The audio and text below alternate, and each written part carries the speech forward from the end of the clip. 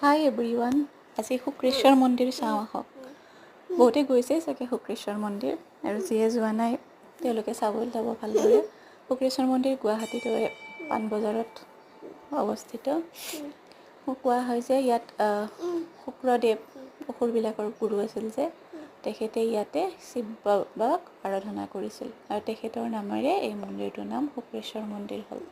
ব্ৰহ্মপুত্ৰ নদীৰ পাৰত খুব ধুনীয়া মন্দিৰটো, আৰু লোকেশ্যনটো বিৰাট ধুনীয়া, গৈ বিৰাট ভাল লাগে, শান্তি পোৱা যায় এটা।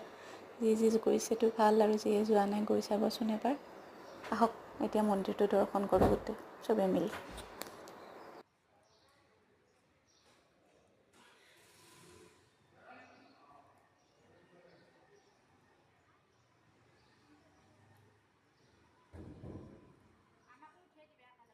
উঠাইছোঁ এবাৰ তলৰ পিনে কৰিম না।